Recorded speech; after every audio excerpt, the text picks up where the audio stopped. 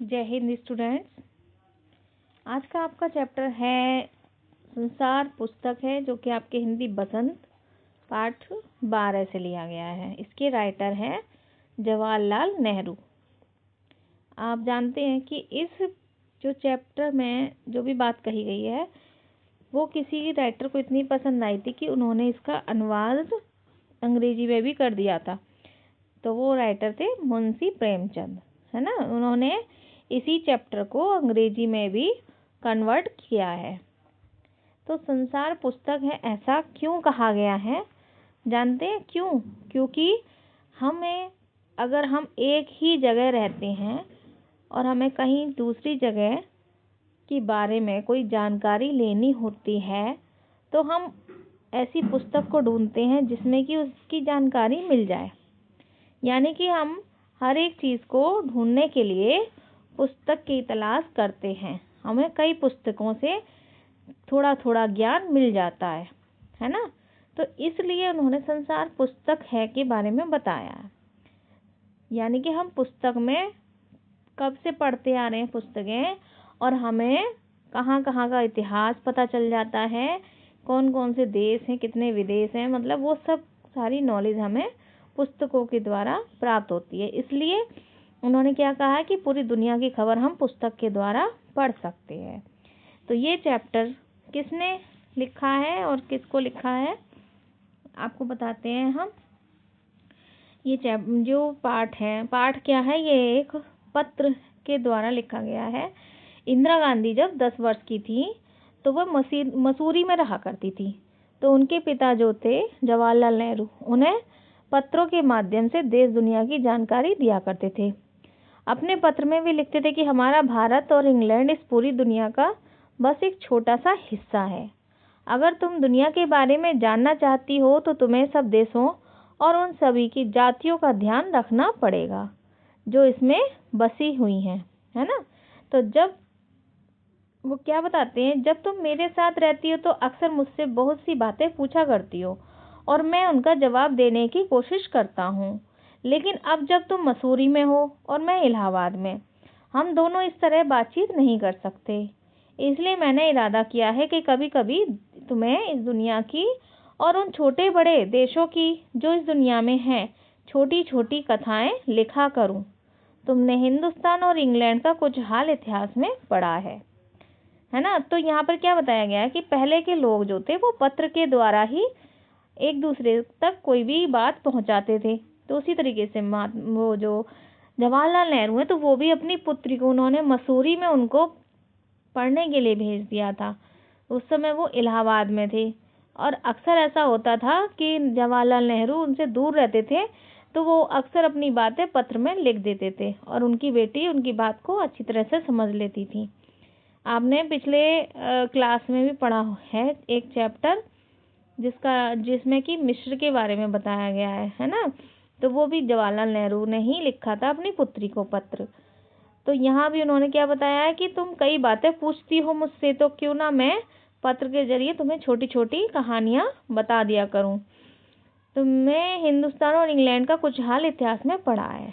तो इतिहास से मतलब है कि जब हम छोटे बच्चे होते हैं तो सारी बुक्स में सारी चीज़ें दी होती हैं। जो आपके एसएसटी की बुक होती है उसमें मतलब कि हिस्ट्री के बारे में बहुत कुछ नॉलेज मिल जाती है। तो वही बात बताई गई है।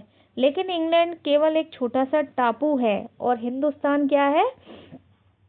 हिंदुस्तान जो एक बहुत बड़ा देश है, फिर भी दुनिया का एक छोटा सा हिस्सा है।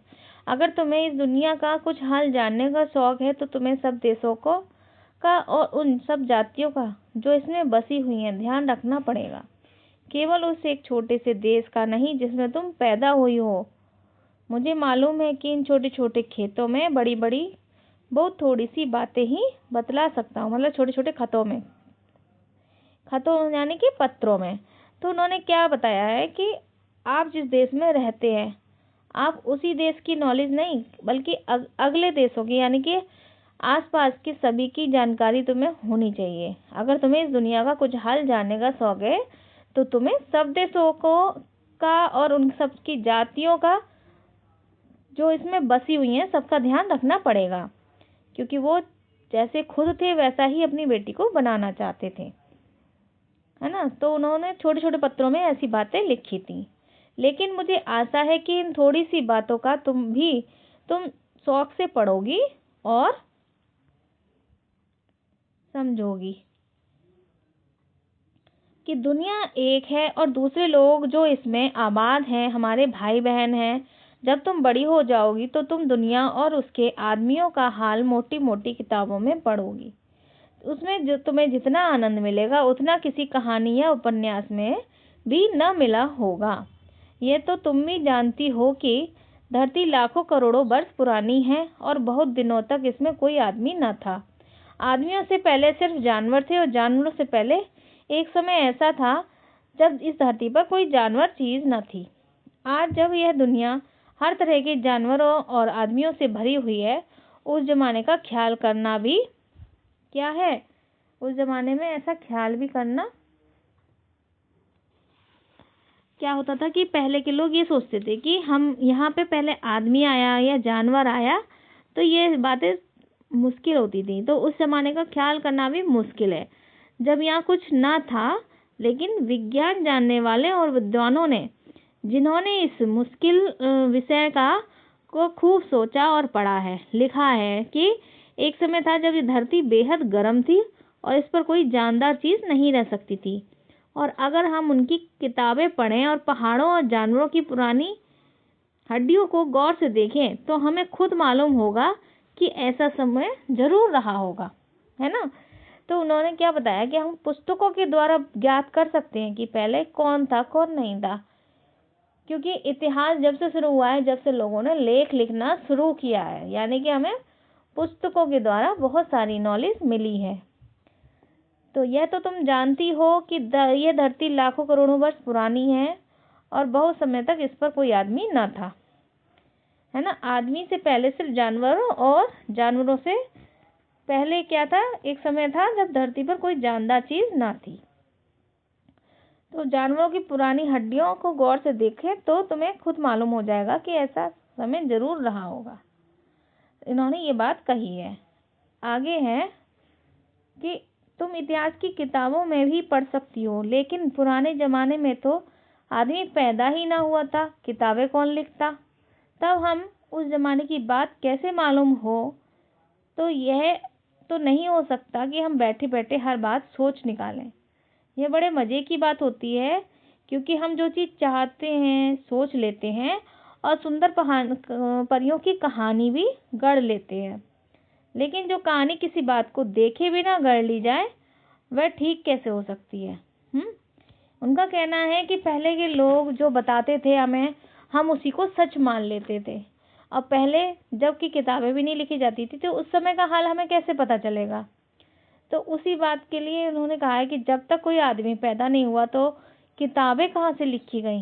बस उनके अवशेष मिलने पर जब खुदाई होती गई तो सारी बातें सामने आती गई हैं। मगर हाल जानने का असली तरीका यह नहीं कि हम केवल दूसरों की लिखी हुई किताबें पढ़ लें, बल्कि खुद संसार रूपी पुस्तक को पढ़ें। मुझे आशा है कि पत्थरों और पहाड़ों को पढ़कर तुम थोड़े ही दिनों में उनका हाल जानना सीख जाओगी। सोचो कितनी मजे की बात है, एक छोटा सा रोड़ा जिसे तुम सड़क पर या पहाड़ के नीचे पड़ा हुआ देखती हो, शायद संसार की पुस्तक का छोटा सा पृष्ठ हो। शायद उससे तुम्हें कोई नई बात मालूम हो जाए। शर्त यही है कि तुम्हें उसे पढ़ना आता हो। कि नेहरू जी का क्या कहने का मतलब क्या है कि हम किताबों से पढ़कर नॉलेज लेते तो हैं, लेकिन हम उस बात को मान भी लेते हैं। अगर हम उस बात की खुद ही जानकारी प्राप्त करें कि कैसे एक नदी जो है वो जमीन पर बहती है और कैसे एक पहाड़ जो है पर्वत बन जाता है, मतलब छोटा सा पहाड़ पर्वत बन जाता है, उसके बारे में हमें खुद से जानकारी प्राप्त करनी होनी चाहिए, है ना। यानी कि प्राप्त करनी चाहिए।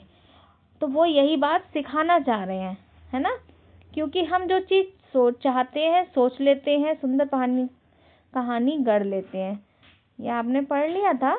आगे देखते, कोई जवान उर्दू, हिंदी या अंग्रेजी सीखने के लिए तुम्हें उसके अक्षर सीखने होते हैं।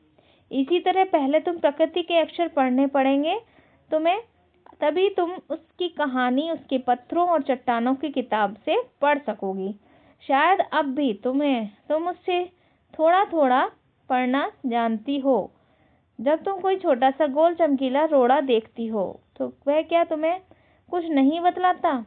ये कैसे गोल, चिकना और चमकीला हो गया है, और उसके खुरदरे किनारे या कोने क्या हुए? अगर तुम किसी बड़ी चट्टान को तोड़कर टुकड़े टुकड़े कर डालो तो हर एक टुकड़ा खुरदरा और नुकीला होगा। यह गोल चिकने रोड़े की तरह बिल्कुल नहीं होगा। तो कहने का क्या मतलब है कि प्रकृति के द्वारा, जैसे प्रकृति के द्वारा हम सब चीज़ें देखते हैं कि दिन निकलता है, रात होती है, पक्षी बोलते हैं, पेड़ और मतलब कि पेड़ जो हैं वो भी अपने आप से निकलते हैं, उनमें कलियां खिलती हैं, फल आते हैं। तो ये सारी चीज़ें प्रकृति की देन है, और तो हमें उसको सीखना चाहिए। हमें भी प्रकृति से सीखना चाहिए कि ये सारी चीज़ें कैसे हो रही हैं, कौन कितना साहस जुटा रहा है, क्या कर रहा है। जैसे कि यहाँ पहाड़ के टुकड़े के बारे में बताया कि वो जब टूटता है तो वो पथरीला होता है, यानी कि उसके किनारे होते हैं, और जब वो एक शेप में आ जाता है, गोल चिकना बन जाता है, वो कैसे बना, ये बात वो सोचने के लिए कह रहे हैं। तो वो रोड़ा जो होता है इतना चमकीला और चिकना कैसे हो गया? तो क्या बता रहे हैं, अगर तुम्हें आंखें देखें और कान सुने तो तुम उसी के मुंह से उसकी कहानी सुन सकती हो।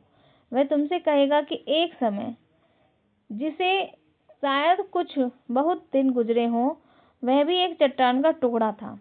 ठीक उसी टुकड़े की तरह उसमें किनारे और कोने थे, जिसे तुम बड़ी चट्टान से तोड़ती हो। शायद वह किसी पहाड़ के दामन में पड़ा रहा, जब पानी आया और उसे बहाकर छोटी घाटी तक ले गया। वहां से एक पहाड़ी नाले ने ढकेल कर उसे एक छोटे से दरिया में पहुंचा दिया।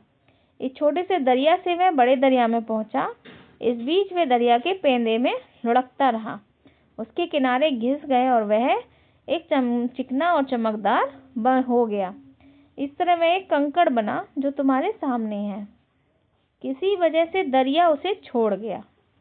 तो यहाँ पे क्या बताया है कि जो कंकड़ है, यानी कि अगर हम अपने आप को ही कुछ बनाना चाहते हैं तो हमें भी दिक्कतों का सामना करना पड़ता है। कोई भी कितनी भी जैसे कि अगर हीरे की तरह चमकना होता है तो कोयले की खान से नहीं गुजरना पड़ता। वो बात कही गई है कि यहाँ पर जो पत्थर का टुकड़ा है वो इतना चमकदार और चिकना कैसे हो गया।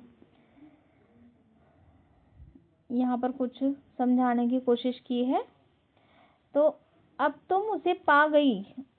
अगर दरिया उसे और आगे ले जाता तो वह छोटा होते होते अंत में बालू का जर्रा हो जाता और समुद्र के किनारे अपने भाइयों से जा मिलता, जहाँ एक सुंदर बालू का किनारा बन जाता जिस पर छोटे छोटे बच्चे खेलते और बालू के घरौंदे बनाते।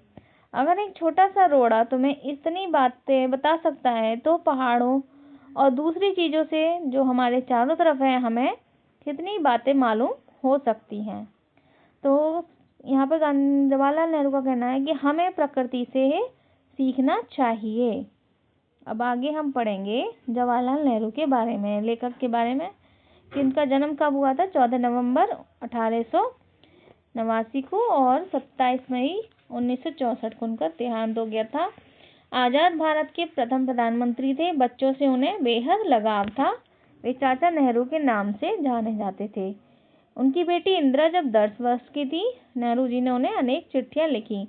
इनमें बताया गया कि पृथ्वी की शुरुआत कैसे हुई और मनुष्य ने अपने आप को कैसे धीरे धीरे समझा पहचाना। ये चिट्ठियां बच्चों में अपने आसपास की दुनिया के बारे में सोचने, समझने और जानने की उत्सुकता पैदा करती है। नेहरू जी को अपने देश के बारे में बोलने बताने में विशेष आनंद आता था।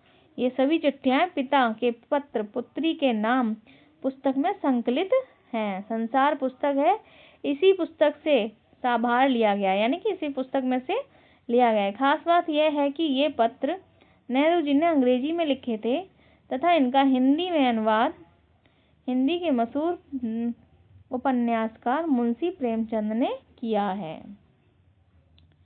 अब देखिए, ये